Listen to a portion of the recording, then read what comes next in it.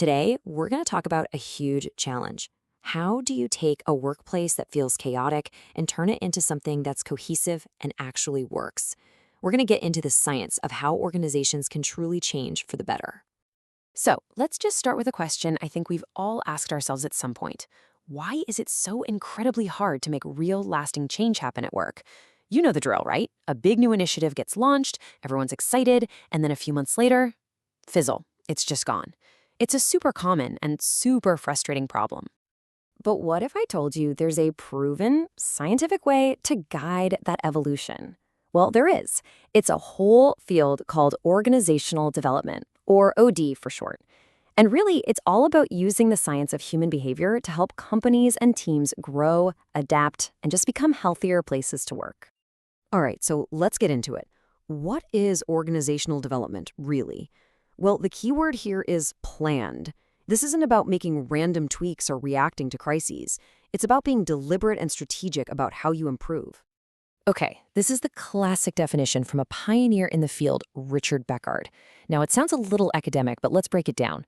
Planned and organization-wide mean it's strategic and affects everyone, not just one little corner of the company. Managed from the top is crucial. You need leaders to be on board. But the most important part, it uses behavioral science knowledge to fix an organization's processes. You know, how people talk to each other, how decisions get made, how conflicts are handled. The leadership legend Warren Bennis put it another way. He said OD is about changing the deep stuff, beliefs, attitudes, values. It's not just about shuffling the org chart. And why do you do this? So the organization can actually keep up with new tech, new markets, new challenges, which, let's be honest, are coming at us faster than ever these days. And what really drives OD is its philosophy. It's not some cold mechanical process. It's built on a set of really humanistic values. It starts from the idea that people are basically good and want to do good work. It believes that trust, support, and open feedback aren't just nice-to-haves, they're absolutely essential for getting things done.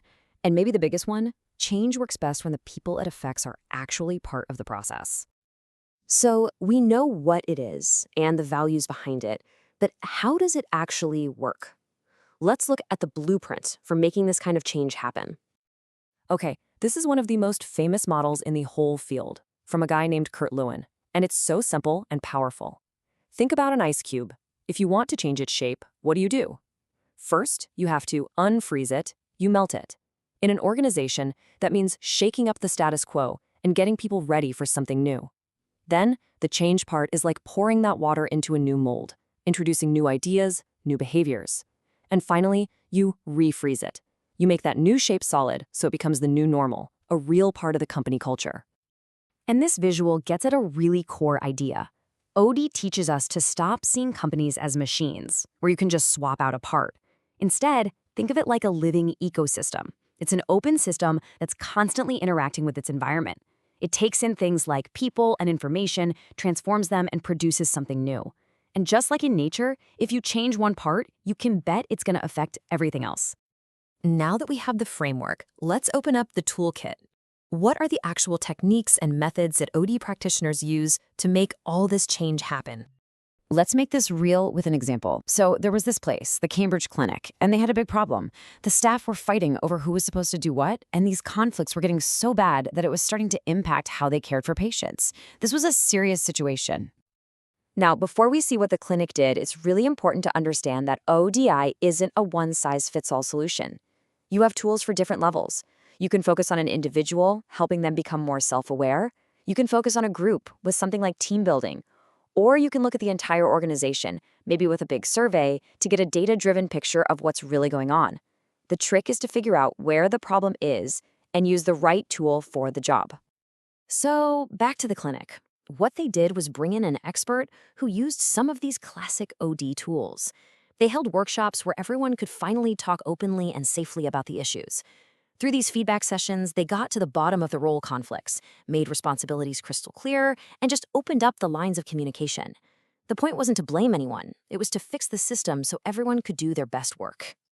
And that little story really shows us the ultimate goal here. Organizational development isn't just about putting out fires. It's about building a fundamentally better, stronger workplace that can keep improving over the long haul. So this is the big transformation we're talking about. The goal of OD is to help an organization evolve from what we call a mechanistic system to an organic one. Mechanistic systems are rigid, top-down, and slow. They were great for the old industrial age where things didn't change much. But today, we live in a dynamic, unpredictable world. We need organic systems, flexible, collaborative, and fast-moving, where people communicate across teams and are committed to a shared goal. It's really an evolutionary jump that organizations have to make to survive. And when you get this right, the payoff is huge. It's not just fuzzy feelings. You see real, tangible results. Communication gets better, decisions are smarter, the whole organization gets better at solving its own problems. Trust goes up, and all of that leads to better performance and, just as importantly, a much better quality of life at work for everybody. So, let's wrap this up by bringing it back to you. After hearing all this, just think about it for a second.